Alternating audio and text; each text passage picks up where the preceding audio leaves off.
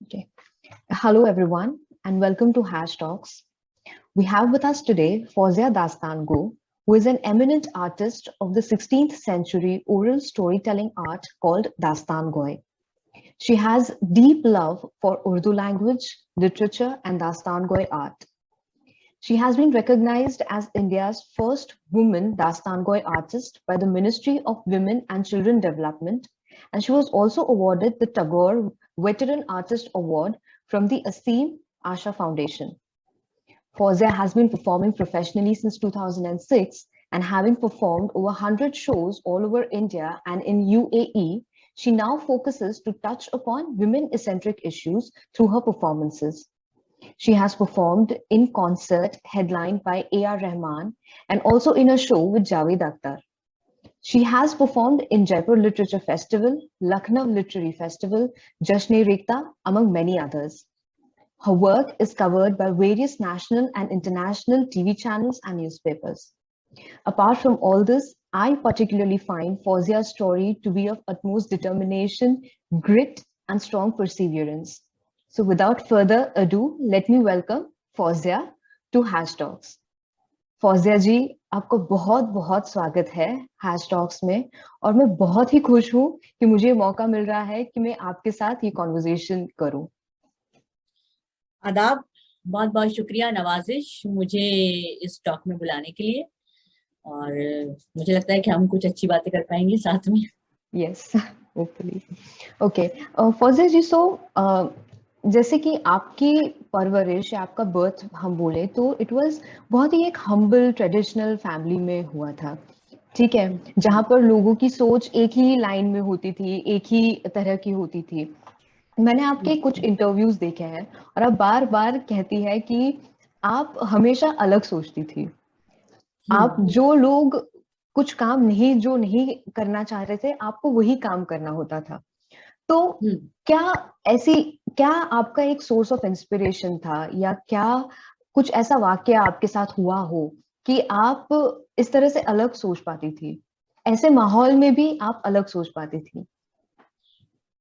इस सब माहौल के बावजूद जो मेरी जो आप जिसे कहते हैं इंस्पायर करने की बात थी, क्योंकि मेरे फादर स्कूटर मैकेनिक थे और वो स्कूटर्स ठीक करते थे। तो मुझे जब मैंने होश संभाला, जब मैं 7th क्लास में थी, तो मुझे ये समझ में आ गया था कि जिंदगी आसान नहीं होने वाली आपकी। मतलब मैं 7th क्लास से मैंने ट्यूशन शुरू कर दी थी और इन सबके बीच में एक जो इंस्पिरेशन थी वो थी मेरी माँ।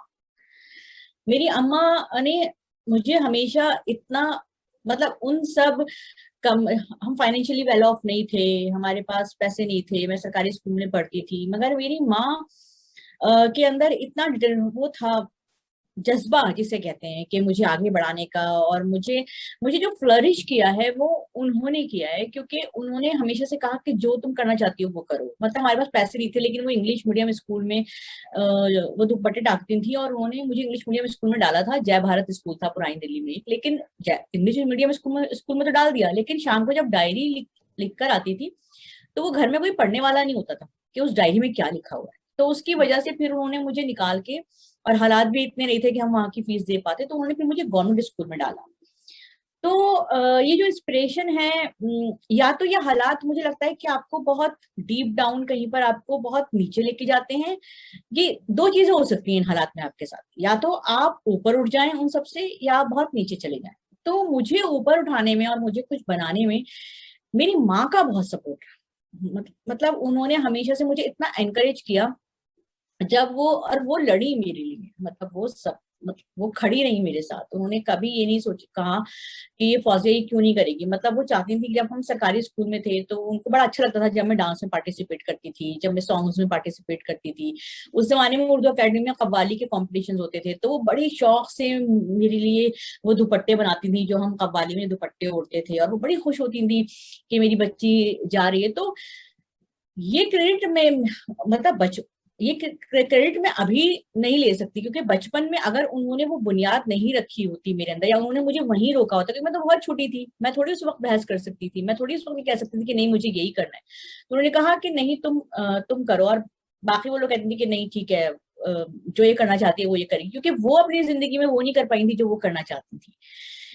तो ये जो करेज है और ये जो जज्बा है, ये जो डिटर्मिनेशन है, ये मैंने अपनी माँ से इम्बाइब किया है, ये मेरी माँ से मुझ तक आया है। तो आई होप कि मैं आपका जवाब दे पाई। जी जी बिल्कुल। आप, जैसे आपने बोला कि बहुत ही जद्दोजहद रही थी बचपन में, और हाँ इस जद्दोजहद के बीच में आपने बहुत ही एक यंग एज में आपने कमाना शुरू किया था। आपने हाँ। आप बहुत ही फाइनेंशियली इंडिपेंडेंट थी। आई थिंक आप 7वीं कक्षा में थी, तब से आप फाइनेंशियली मेरे ख्याल से इंडिपेंडेंट है। तो ऐसा, जैसे आपने कहा आपकी माँ ने इंस्पायर किया है आपको ये करने के लिए, लेकिन कुछ इंसिडेंसेस रहे होंगे कि आपको क्यों लगा इतनी छोटी एज में, जब बच्चों को होश नहीं होते हैं फाइनेंशियली इंडिपेंडेंस क्या होता है क्या पता नहीं है, बट उस टाइम पर आपने इस चीज को समझा और इस पर एक्ट किया। क्या होता है असल में, जब आप घर में देखते हैं कि प्रॉब्लम्स हैं और आपकी माँ घर का काम भी कर रही है, क्योंकि आप इतने छोटे हो, घर के उस तरह से काम में, घर के काम में तो आप खाना नहीं पका सकते, रोटी नहीं पका सकते। मगर मुझे बस ये था कि कम से कम जो मेरी पढ़ाई का खर्चा हो रहा है ना, वो मैं खुद उठा सकूं। मतलब मेरी अम्मा दुपट्टे टाकती हैं, फादर स्कूटर मैकेनिक मैकेनिक थे, वो ये सब काम कर रहे हैं, मगर उसके बावजूद आप बस 2 वक्त की रोटी खा सकते हैं, राइट। आपके पास जो, और ऐसा नहीं है गवर्नमेंट स्कूल में उस जमाने में, तो जिस जमाने में मैं पढ़ी हूँ उस वक्त तो इतने, आजकल तो बहुत फैसिलिटीज हैं, बहुत सारे स्कॉलरशिप्स मिलते हैं, उस जमाने में कुछ भी नहीं था। तो भाई कॉपीज पेन इन सब पे खर्चा तो होता है, तो मैंने सोचा कि क्यों ना मैं एटलीस्ट उनके ऊपर अपना बोझ ना डालूं, मतलब उस तरह से। भाई रहना खाना तो वो कर ही रहे, मगर कम से कम मेरी पढ़ाई जो है, और बस मेरी माँ का एक ख्वाब था कि मेरी पढ़ाई नहीं रुकनी चाहिए किसी भी तरह से। मतलब फाइनेंशियल इंस्टेंट, हम एक रोटी कम खा लेंगे, मगर मेरे मेरे बच्चे पढ़ने चाहिए। तो वो जो इंसिडेंट था कि हाँ हम एक रोटी कम खा लें, मगर हमें पढ़ना है। ये जो जज्बा जब आपके घर में होता है, जब आप ये माहौल देख के बड़े होते हैं, तो वो इंसिडेंट बहुत सारे हो सकते हैं। इंसिडेंट मतलब जब मैं देखती थी कि इवन बहुत बहुत छोटे छोटे इंसिडेंट है, जब आपका लंच का डब्बा खुलता है आपकी क्लास में, ठीक है, अगर किसी के डब्बे में से आलू का पराठा निकलता है और आपके आपके डब्बे में से सिर्फ एक ब्रेड पे बटर निकलता है, और वो लोग जो इस चीज से गुजरे हैं वो समझ सकते हैं कि ये कितनी बिग डील होती है जब सारे बच्चे खाना खा रहे होते हैं एक साथ। तो ये इंसिडेंट था कि कम से कम उस डब्बे में एक पराठा आ जाए, मतलब उस जब वो ब्रेड उस पराठे में बदल जाए।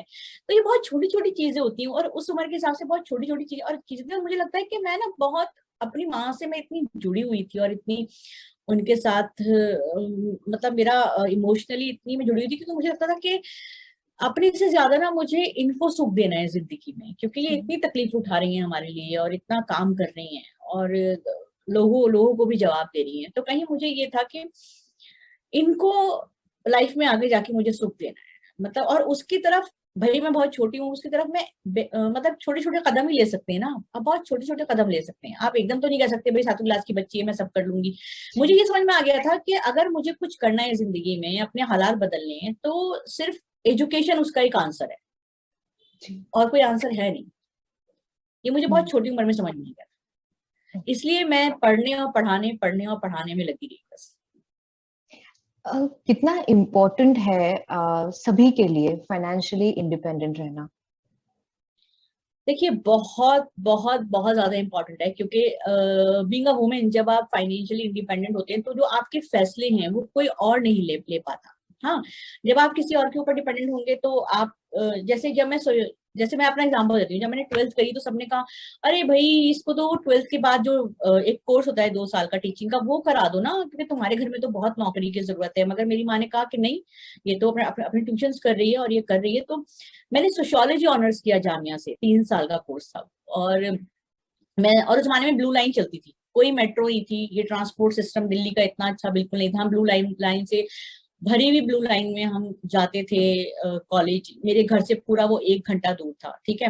और फिर वापस आके शाम को मैं अगेन 5 से 10 बजे तक ट्यूशन करती। तो अगर फाइनेंशियली इंडिपेंडेंट अब मैं नहीं होती, तो मैं भी फिर उन्हीं, जो लोग मेरे लिए फैसले ले रहे थे, या जो लोग कहते हैं जब आप अपनी फीस दे सकते हैं, आप अपने कोर्स का खर्चा उठा सकते हैं, तो फिर तब आप वो डिसीजन ले सकते हैं। और फाइनेंशियली इंडिपेंडेंट होने का मतलब ये है बेसिकली किसी और का मोहताज नहीं होना, किसी और के ऊपर डिपेंडेंट नहीं होना, और अपने फैसले खुद लेना। मेरे लिए फाइनेंशियल इंडिपेंडेंट का मतलब जी। कि, कि मैं अपने फैसले खुद ले पाई, क्योंकि जो मैं जिंदगी में कर रही थी उसके लिए मैंने किसी के आगे हाथ नहीं फैलाया था, है ना।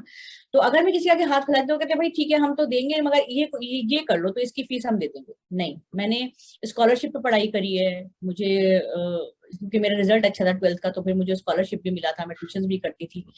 तो फाइनेंस, और इस दौर में खास तौर से, ये जो दौर है जब हम इतनी चीजें आसपास देख रहे हैं, वुमेन के अगेंस्ट क्राइम है, ये सब है, काफी बार ना आप वो सब चीजें आप नहीं झेलते हैं जब आप फाइनेंशियली इंडिपेंडेंट होते हैं। आपको लगता है कि यार मैं मतलब, आप देखिए अगर जो लोग सफरिंग जो वुमेन्स की होती है आफ्टर मैरिज या बिफोर मैरिज, जो भी उनका एक्सप्लॉइटेशन होता है, वो क्यों होता है? क्योंकि वो डिपेंडेंट होती है, वो फाइनेंशियली। मैं हमेशा लड़कियों से, बच्चियों से ये बात बोलती हूँ कि जब भी आप जिंदगी में कुछ न कुछ करें ना करें, लेकिन अपने पैरों पे खड़ी जरूर। इट डजेंट मैटर कि आप बहुत वेल ऑफ फैमिली से हैं या वेल ऑफ फैमिली से नहीं है, जरूर नहीं कि मतलब काफी बार लोगों को ये भी लगता है कि जो वेल ऑफ फैमिली से उनकी घर की औरतों को ये सब करने की क्या जरूरत है। मुझे लगता है कि बहुत जरूरत है, क्योंकि आपकी जो सेल्फ स्टीम है, आपकी जो डिग्निटी है, आपका जो मतलब, मेरे काफी दोस्त जो कि काफी वेल ऑफ फैमिली से हैं, वो कहते हैं फॉर वो जो फील आती है ना अपने पैसे की, कि भैया ये हमने अपने पैसे से खरीदा है, ये हमने अपने पैसे से किया है, कि उससे ना आपकी जो सेल्फ स्टीम है वो भी बहुत बढ़ती है, आपको कॉन्फिडेंस बढ़ता है, आपको लगता है कि यस ये मैंने किया है। तो कॉन्फिडेंस के लिए, आपकी मेंटल पीस के लिए और सरवाइव करने के लिए, अपनी जिंदगी अपनी शर्तों पर गुजारने के लिए, मैं कहूंगी आपका फाइनेंशियल इंडिपेंडेंट होना बहुत जरूरी है। जी जी, बहुत खूब है ये। और एक एक बहुत फैसिनेटिंग बात है आपके बारे में कि आपने कहा कि पहले आप इंग्लिश मीडियम में पढ़ते थे, फिर आपको उर्दू मीडियम सिर्फ में दो डाला क्लास गया। पढ़ी हूँ, सिर्फ 2 क्लास सिर्फ पढ़ी हूँ दो इंग्लिश मीडियम क्लास। में। जी जी। फिर आपको उर्दू मीडियम में डाला गया और फिर आपकी जो एजुकेशन थी उर्दू मीडियम में ही आगे बढ़ी। और आपकी स्ट्रेंथ ऑलवेज उर्दू रही है। बट अभी के माहौल में हम देखते हैं कि इंग्लिश को बहुत ज्यादा इम्पोर्टेंस दिया जाता है। वो एक ग्लोबल लैंग्वेज की तरह से इमर्ज हो रही है। सारे जो भी बातचीत होती है, स्पेशली ऑफिसेज में या अदरवाइज ऑल्सो, इनफैक्ट ये कॉन्वर्जेशन के लिए भी मैंने पहले आपसे रिक्वेस्ट किया था कि हम इसे इंग्लिश में ही करेंगे। बट आप में एक ऐसा भाव है कि आपकी जो स्ट्रेंथ है, जो उर्दू है, आपने डिसाइड किया कि आप उसी को स्टिक करेंगे, उसी से आगे बढ़ेंगे। लेकिन आई एम वेरी श्योर कि बहुत ज्यादा इसमें चैलेंजेस रहे होंगे, बहुत ज्यादा आपको मतलब अलग अलग चीजों से गुजरना पड़ा होगा इस फैसले की वजह से। तो वो क्या थी? और इतना इतना strong willingness for one language, because मुझे ऐसा पर्टिकुलरली लगता है कि नॉर्मल लोग, जैसे अगर शायद मैं भी आपकी जगह होती या कोई और भी होपफुली होता, तो वो इंग्लिश सीखता, क्योंकि वो भी एक एडिशनल स्किल है और उसमें कोई बुराई नहीं है। बट आपने यही चूज किया कि मुझे, मेरी ये स्ट्रेंथ है, मैं इसी से आगे बढ़ूंगी। ऐसा क्यों है? इसके लिए एक इंसिडेंट है, लेकिन उससे पहले मैं एक डिस्क्लेमर देना चाहूंगी। मैं बिल्कुल ये नहीं कहती कि इंग्लिश मत सीखिए, इंग्लिश जरूर सीखिए, और इंग्लिश आनी ही चाहिए, क्योंकि जब आपको इंग्लिश आती है तो आप, इवन आपकी जो ऑडियंस है वो ग्लोबल होती है, आप बहुत लोगों से इंटरेक्ट कर सकते हैं, आप अलग अलग लोगों से बात कर सकते हैं, तो इंग्लिश जरूर सीखिए, ये एक डिस्क्लेमर है। वो आपने कहा कि मैंने ऐसा क्यों किया, क्योंकि मैं जॉब कर रही थी डेवलपमेंट सेक्टर में, और मैंने बहुत मेहनत से वहां काम किया था इतने साल। तो एक दिन मेरे डायरेक्टर ने मुझे बुलाया, उन्होंने कहा फौजी हम तुम्हें प्रमोट नहीं कर सकते क्योंकि तुम्हें इंग्लिश नहीं आती। तो वो जो वक्त था ना, वो मेरे लिए ऐसे लगा कि जैसे आपकी इतनी साल की मेहनत पे किसी ने एक ऐसे ऐसे थप्पड़ मारा खींच के। जी तो खैर मैंने वहां बहुत डिग्निटी के साथ, प्रमोशन नहीं कर सकते, तो मुझे लगा मुझे यहाँ रहना नहीं चाहिए और मुझे यहाँ से निकल जाना चाहिए, तो मैंने वहां पे रिजाइन किया और मैं वहां से आ गई। लेकिन कहीं मुझे बहुत, वो चीज बहुत हर्ट हुई, मेरा अंदर से डीप डाउन मुझे कहीं वो चीज इतनी तकलीफ दे रही। तो मैंने कहा था मेरी स्ट्रेंथ क्या है? मेरी स्ट्रेंथ है उर्दू, और अब मैं उर्दू में ही कुछ करके दुनिया को दिखाऊंगी। बट इसका मतलब ये नहीं है कि मैं इंग्लिश इंग्लिश नहीं सीखती या इंग्लिश नहीं सीखनी चाहिए। वो जिद जो थी ना, वो जिद ने मतलब मेरे दिमाग पे वो इतनी हावी थी। फिर मैंने वहां से निकल के दूसरी जॉब ज्वाइन करी, मैंने एज ए लेक्चरर ज्वाइन किया एससीईआरटी में, क्योंकि मैंने मास्टर्स किया है एजुकेशन प्लानिंग एडमिनिस्ट्रेशन में, और मैं बीएड किए, और जो प्राइमरी स्कूल की टीचर्स ने उन्हें पढ़ाती थी, तो वहां वहां मैंने जॉब ज्वाइन करी। और फिर लेकिन जॉब के साथ साथ मुझे लगा कि मुझे कुछ ऐसा करना है जिससे जो इस जबान के साथ लोग मेरी पहचान मतलब जो मेरी स्ट्रेंथ है बेसिकली ओरल। मैंने जितना भी काम किया है जिंदगी में, मैंने पढ़ाया है, तो उसमें मेरे ओरल स्किल्स हमेशा से रहे हैं। मैं जब स्कूल में थी, जितने कॉम्पिटिशन्स में मैं जाती थी, उसमें भी मेरे ओरल स्किल्स हमेशा से मुझे बहुत सपोर्ट किया है। और तो वो जिद वहां से आई थी, उस इंसिडेंट से, उस नौकरी को छोड़ने से, कि अब तो मतलब मुझे उर्दू में ही कुछ करना है। लेकिन लेकिन अभी मैं एक और, लेकिन इंग्लिश सीखना बहुत जरूरी है, और अभी मैं इंग्लिश सीख रही हूँ। मैं ये कहूंगी, क्योंकि इंग्लिश प्रॉब्लम ये है कि अभी भी एज एन आर्टिस्ट आप उतने वेल ऑफ नहीं है, क्योंकि आप जानती हैं अगर आजकल आप लैंग्वेज सीखते हैं तो it's quite an expensive affair. सब जानते हैं ये बात। तो उतने पैसे कभी हुए नहीं असल में कि आप 18-20 हजार रुपए आप सिर्फ 15 घंटे के दे दें, या 15 घंटे, मतलब क्योंकि ऑलमोस्ट 1500 पर क्लास का चार्जेस होता है जो 1 आवर है, तो it's too expensive for me. और मुझे कभी कोई स्कॉलरशिप इस वक्त नहीं मिला कि कोई मुझे स्कॉलरशिप दे और मैं वो अपनी इंग्लिश सीख सीख सकूं। मगर हाँ, मैं इंग्लिश सीखना जरूर चाहती हूँ, और इंग्लिश सीखना चाहिए, मगर वो जो जिद थी ना, वो वहां से आई थी। और मैंने उसे स्ट्रेंथ बनाया, और मैं ऊपर वाले का बहुत शुक्र अदा करती हूँ इस बात पे कि उन्होंने उस रास्ते में, उस राह में मेरी बहुत मदद करी। एग्जैक्टली। और आपकी बात से मुझे ये लग रहा है कि अगर जज्बा हो तो लैंग्वेज मैटर नहीं करता है। बिकॉज सिर्फ उर्दू के साथ आपने कितने लोगों तक अपनी बात, आपका जो कंटेंट है, आपका जो आर्ट है, आपने पहुंचा दिया है, और अब जाकर बल्कि आप इंग्लिश सीख रही हैं। हाँ, बल्कि एक और बात मैं कहना चाहूंगी, अभी मैंने यूनिवर्सिटी ऑफ शिफील्ड के साथ, लंदन में जो यूनिवर्सिटी है, वहां उनके साथ काम किया था। मतलब वो उर्दू का ही काम था, मैं रेफ्ती गोई पे काम कर रही थी उनके साथ। तो जब उसका लॉन्च था तो वहां पे सब लोग इंग्लिश बोल रहे थे और मैं इंग्लिश नहीं बोल रही थी, तो उन्होंने मुझे ट्रांसलेटर दिया था कि जो हम्म। भी मैं बोल रही थी वो उसको ट्रांसलेट कर रहे थे वहां वहां वहां पर। जी। तो ये बड़ी खुशी होती है आपको कि उन्होंने इस बात, मतलब मेरा इसको एक क्या कहना चाहिए, मैं डिसक्वालीफाई नहीं किया मुझे ये सोच के कि राइट। अरे ये इंग्लिश में, क्योंकि वो काम उससे वही करा रहे थे, व्यक्ति कोई राइट। का उर्दू में करा रहे थे। तो वहां पर भी मैंने अभी 2-3 महीने पहले ही वो लॉन्च हुआ है, तो तब बड़ी एक खुशी होती है जब आप ऐसी जगह पे जाके उर्दू में बोलते हैं, वहां पर फिर जी। आपको एक ट्रांसलेटर देते हैं। जी। और बहुत इम्पोर्टेंट भी है कि हम ये सारी जो लैंग्वेजेस है हमारी, जो पुरानी लैंग्वेजेस है, इंडियन लैंग्वेजेस, उसे हम कंजर्व करें। सारा कुछ अभी। कंजर्व, और बहुत जरूरी है इस जनरेशन के लिए, खास तौर से कम मैं ये नहीं करी आपको उर्दू आनी चाहिए, मगर जो भी जी। आपकी मदर टंग, चाहे वो बंगाली है, एग्जैक्टली। चाहे वो संस्कृत है, चाहे वो मराठी है, चाहे वो तेलुगु है, वो आपको आनी चाहिए। क्योंकि आज जब मैं जाती हूँ यूनिवर्सिटीज में पढ़ाने, और अगर मुझे दास्तान गोई की क्लासेस करनी है, तो बच्चे मुझसे कहते हैं मैम आप ये रोमन इंग्लिश में दे सकती हैं हमें स्क्रिप्ट। जी।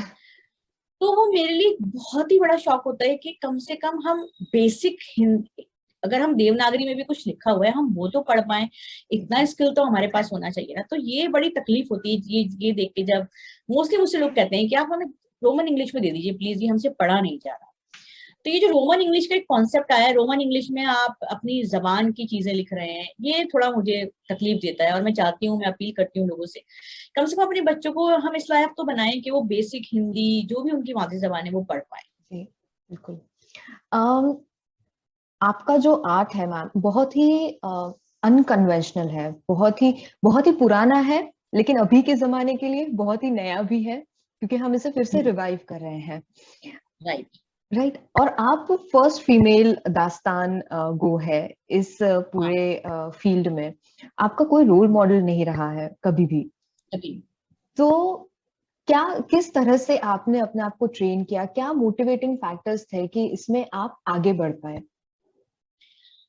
इसमें मेरे माहौल ने मुझे बहुत मदद करी है। अगर मैं पुरानी दिल्ली से बिलोंग करती हूँ, और दास्तान गोई का जो आर्ट फॉर्म है वो पुरानी दिल्ली में ही, उसके जो आखिरी दास्तान गोई हैं उनका इंतकाल पुरानी दिल्ली में हुआ था, और ये जामा मस्जिद की सीढ़ियों पर हुआ करता था। तो हालांकि 1928 में मीर बाकर अली का इंतकाल हुआ, उनकी डेथ हुई, मगर पुरानी दिल्ली एक ऐसा माहौल है जहां पर जब आप बड़े होते हैं तो आप बहुत सारी कहानियों के बीच में बड़े होते हैं, आप बहुत सारे डिफरेंट लोगों के बीच में बड़े होते हैं जो हम्म। कि ओरिजिनली किसी एक्सेंट के साथ बात कर रहे हैं, किसी एक खास लहजे के साथ बात कर रहे हैं। तो आपकी जो ट्रेनिंग है ना, वो चाहे, आप ये नहीं कह सकते कि भाई मैंने इस यूनिवर्सिटी से यहाँ से जाके मैंने थिएटर का 3 साल का कोर्स किया है, ठीक है, या मैं यहाँ से पास आउट हूँ। लेकिन वो जो ट्रेनिंग होती है, जो बचपन से जिस माहौल में आप बड़े हो रहे होते हैं, और वो चीजें वो क्वालिटीज आपके अंदर अपने आप आती जाती हैं, सुन सुन के लोग कैसे बोलते हैं, वहां के जो लोग हैं मतलब। और बचपन से मैं क्या करती थी, मुझे एक बड़ा अजीब सा लोगों को मेरे अंदर एक वो था कि स्कूल में हमेशा कॉलेज में मुझसे हमेशा वो लोग बोलते थे यार तुम इसे पढ़ के सुना दो, फासिया तुम सुना दो हम्म। इस कहानी को। तो मुझे कभी समझ में नहीं आया था कि ये मुझसे क्यों कहते हैं, ये खुद भी तो पढ़ सकते हैं ना किताब। मुझे याद है आलम पना एक सीरियल आया था, वो बहुत एक फेमस नॉवेल पे था, तो मेरी पूरी क्लास बैठती थी और हम अपने खाली पीरियड में बाकायदा मैं उसकी ड्रामाटाइज रीडिंग किया करती थी और सब लड़कियां बैठ के सुनती थी।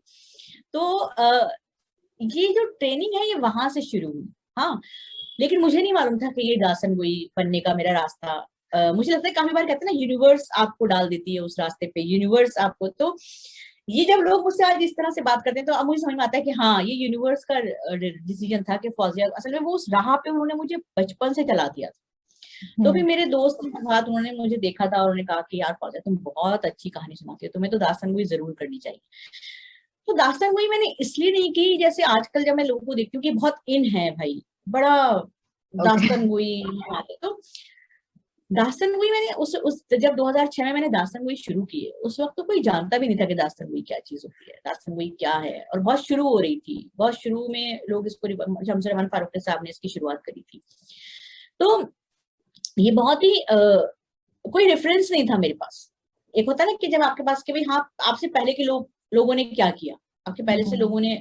मेल दास्तान के बारे में बहुत लिखा गया, बहुत लोगों के नाम है, मगर फीमेल दास्तान के नाम कहीं नहीं मिलते हैं, वो कैसे करती थी, कैसे बैठती थी, कैसे कहानी सुनाती थी।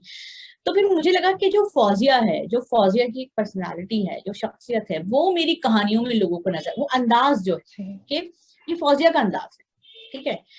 तो मैंने उसको पकड़ के फिर मैंने आगे का रास्ता शुरू किया। और अभी मेरे साथ मेरे राइटर डायरेक्टर हैं जनाब दानिश अब्बाल साहब।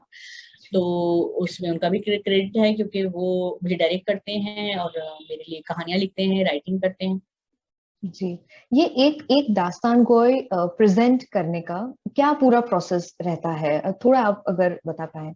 हाँ, देखिए अभी मैं आपको एक किस्सा सुनाती हूँ। मुझे एक कॉल आया अभी 2 महीने हम्म। पहले, उन्होंने कहा फौजिया दास्तान गोई करनी है और ये टॉपिक है और बस परसों करनी है।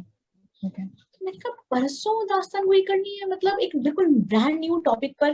तो काफी बार लोगों को समझ में नहीं आता कि ये कितना लंबा प्रोसेस है। जब भी अगर आप मुझसे हम्म। कुछ कहती हैं फौजिया हमें इस टॉपिक पे दास्तान करानी है, तो हम उसके बारे में पूरी रिसर्च करते हैं, जी। हम पढ़ते हैं, ठीक है। फिर पढ़ के उसको हम एक एक ड्राफ्ट में पिरोते हैं, ठीक है। मैं दानिश अकबाल जो है मेरे राइटर डायरेक्टर जिनके बारे में मैंने बात करी है, तो वो और मैं दोनों मिलकर ये काम करते हैं। वो लिखते हैं मगर पूरी रिसर्च में मैं उनके साथ रहती हूँ। जी।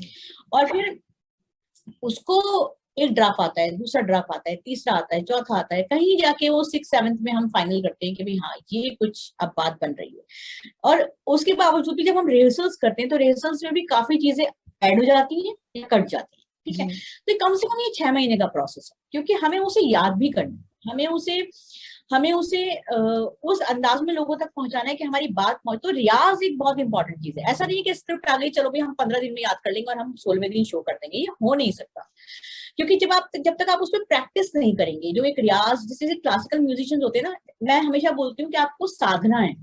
जब हम्म। तक उस दास्तान को आप साधेंगे नहीं, आप उसको अपने अंदर अपनी शख्सियत अपनी पर्सनैलिटी में नहीं लेंगे और वो आपके अंग अंग से या आपकी पूरी बॉडी लैंग्वेज से नहीं पता चलेगी, तब तक वो दास्तान कोई हो नहीं सकती। जी। तो कम से कम मैं बता रही हूँ 6 महीने का प्रोसेस है ये पूरा, कोई नई दास्तान तैयार करने के लिए। ओके।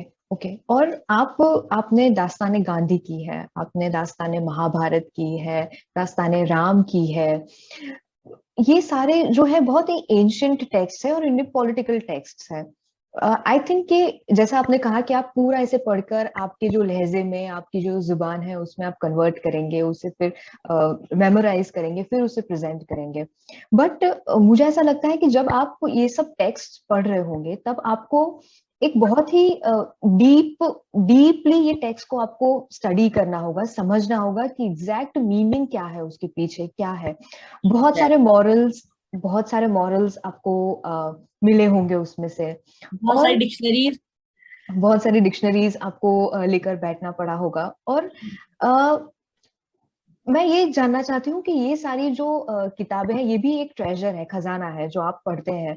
उसमें से क्या मॉरल्स या क्या ऐसी बातें हैं जो आप आपकी लाइफ में आपको बहुत ही स्ट्राइक किया है, आपकी लाइफ में आप उतारना चाहते हैं या उतार दिया है ऑलरेडी? गांधी जी से मैंने अ, मैं ये कहूंगी, जब मैं गांधी कर रही थी और मैंने उन्हें बहुत, मतलब हम बचपन से जान पढ़ा है हमने गांधी जी के बारे में, मगर जब मैं दास्तान कर रही थी उनके ऊपर, तो उनका जो डिटर्मिनेशन था और उनका जो मतलब हमें कितनी चीजें चाहिए होती है ना जिंदगी गुजारने के लिए, बहुत सारी चीजें चाहिए होती है, ये भी चाहिए, ये भी चाहिए, ये भी चाहिए, ये भी चाहिए, जी। और वो कितनी कम चीजों में वो जिंदगी गुजारते थे, तो ये जी। मुझे बड़ा फैसिनेटिंग लगा। और उनका जो एक गिविंग था ना, देने का, लोगों के लिए काम करने का, एक तो मुझे वहां से वो चीज बहुत मेरे ऊपर असर की उसने। और महाभारत जब मैं कर रही थी तो मुझे गीता ने बहुत इन्फ्लुएंस किया, हम्म। और गीता का जितना भी बात उन्होंने करी है, कृष्ण जी जब वो बात कर रहे हैं, और बेसिकली अच्छाई अच्छाई की जीत बुराई पर, हाँ, और वो भी अपने ही लोगों के सामने आप लड़ रहे हैं, अपने ही लोगों के सामने। वो जो एक प्रोसेस है कि जब आपको हक की बात करनी होती है तो आप फिर ये नहीं देखते कि सामने कौन, चाहे आपके सामने सगे भाई क्यों ना हो, लेकिन आपको हक की बात करनी है, आपको हक की लड़ाई लड़नी है। और स्पेशली अभी राम, क्योंकि राम हम पिछले 7-8 महीने से हम उसके ऊपर काम कर रहे हैं, मगर हम अभी भी ये नहीं कहते थे कि इसको, आई होप कि हम अक्टूबर में इंशाल्लाह इसको लाइव शो, क्योंकि 2 साल से तो सब बंद है, तो हम जी। लाइव शो करेंगे इसका। और राम, मतलब राम की जो एक इजी, मतलब बहुत आराम से वो चीजें उन्होंने एक्सेप्ट करी, और बहुत ही आराम से वो एक्सेप्ट करके उन्होंने वो चीजें वो करने चले गए जंगल में, सवाल पूछे बगैर, जो कि उनका हक था।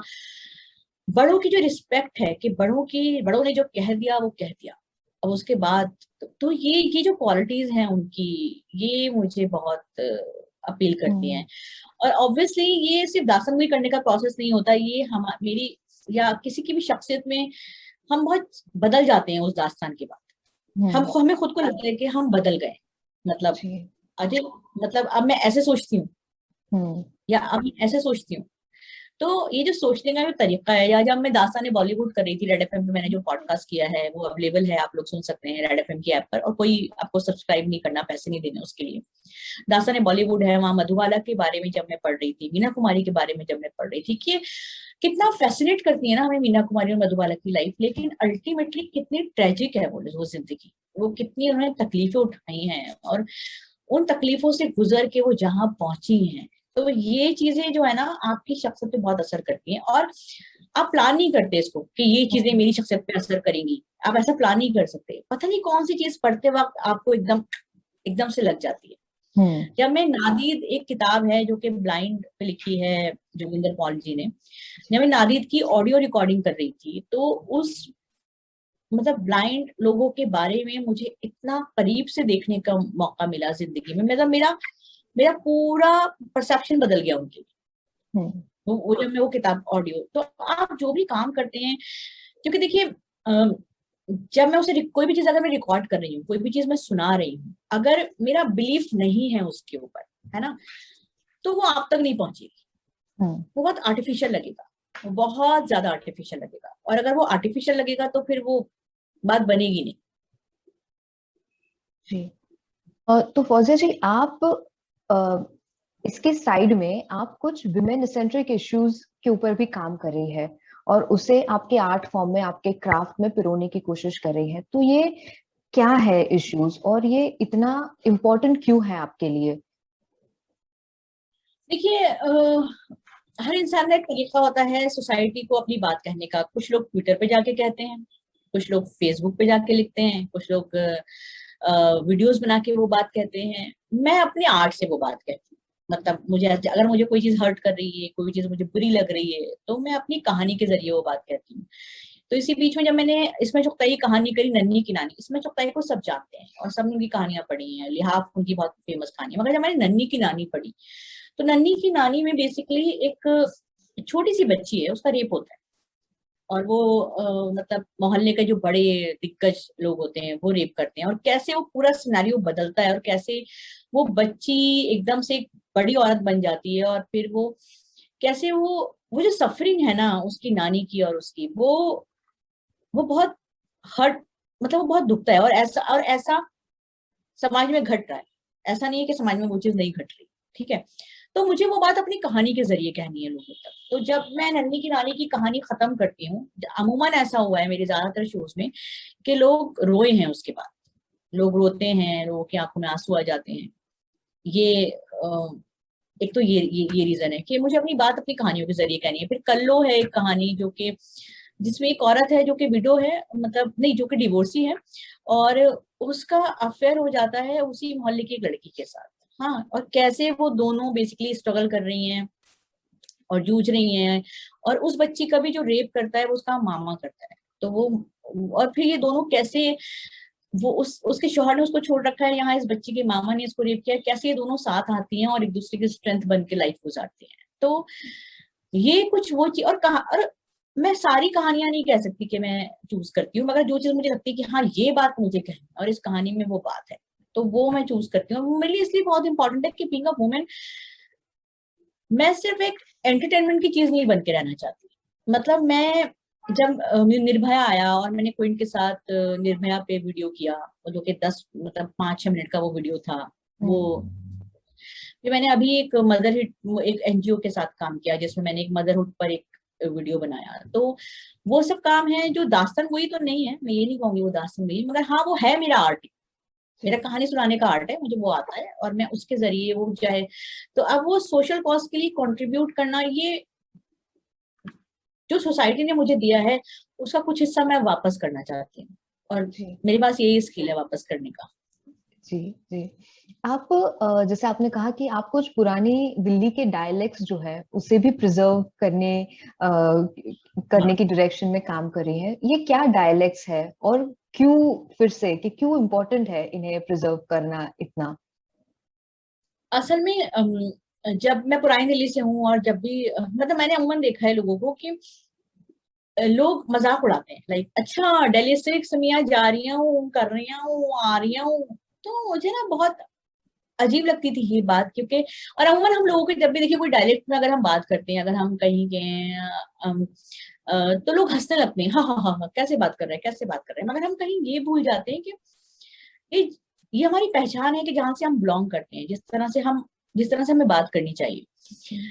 तो ये चीज मुझे कहीं बहुत हर्ट करती थी। और फिर दिल्ली की एक जबान है, कारखानदारी जबान है और बेगमाती जबान है, ये वो जबान है जो औरतें अपने घरों में जनाने जनाने में बोला करती थी, और वो खास लहजे में बोला करती थी। तो मैंने सोचा कि क्यों ना लोगों का जो माइंड सेट है, एक जैसे लोग आजकल वीडियो भी बनाते हैं, मैं कर रही हूँ, जा रही हूँ, पान वान खा के, वो एक या दुपट्टे पहन के, हो गया आई बुआ, ऐसे करके जब लोग बात करते हैं, तो ये मजाक उड़ाने की चीज नहीं है। ये ये ये किसी समाज का आईना है, किसी सोसाइटी का आईना है। वहां के कुछ लोग हैं जो इस तरह से बात करते थे, और अब हम बहुत रिफाइंड हो गए हैं। जैसे एक जमाना था जब आपके घर वाले भी आपकी मम्मी या आपकी नानी दादी लोगों के बात करने का अंदाज से बता दिया करती थी कि भाई ये, अच्छा तुम वहां की हो। हम्म। अभी हम बहुत इतने रिफाइंड हो गए हैं कि हम सब एक रिफाइंड जबान बोल रहे हैं, और हम सब एक खास तरह की, और हमने वो अपने लहजे छोड़ दिए हैं जो हमारी पहचान थी, जहाँ से हम बिलोंग करते हैं। तो उसको मुझे सजो के रखना है, और ये जो जनरेशन है, ये जो आने वाली जनरेशन है, इसको ये बताना है कि ये डायलेक्ट्स हैं, ये मजाक उड़ाने की चीज नहीं है, इस पे आप हंस नहीं सकते, इसको आपको सुनना और समझना पड़ेगा। इसलिए फिर मैंने जा जाके यूनिवर्सिटीज में इसके बारे में लेक्चर कम डेमोन्स्ट्रेशन हम देते हैं। मेरे साथ सानिया हैं जो कि बेगमाती जबान है, सब कल्चर पे पीएचडी कर रही हैं, तो वो और मैं मिलके ये दोनों ये सेशन करते हैं। तो उसमें बच्चों को एक इंग्लिश में भी मिल जाता है, क्योंकि इंग्लिश में वो अपना समझा पाती हैं कि क्या मतलब है इसका। और फिर मैं उसे परफॉर्म करके बताती हूँ, कि जब तक आप डायरेक्ट को परफॉर्म करके नहीं बताएंगे, लोगों को समझ में नहीं आता ये क्या चीज है। जी तो वो जरूरी है, और इसको प्रिजर्व करने का तरीका सिर्फ यही है कि हम लोगों के साथ लेक्चर कम डेमोन्स्ट्रेशन, मतलब मैं ज्ञान नहीं दे रही वहां बैठ के कि देखिए हम्म। आप मजाक मत उड़ाइए, मुझे ज्ञान नहीं देना है।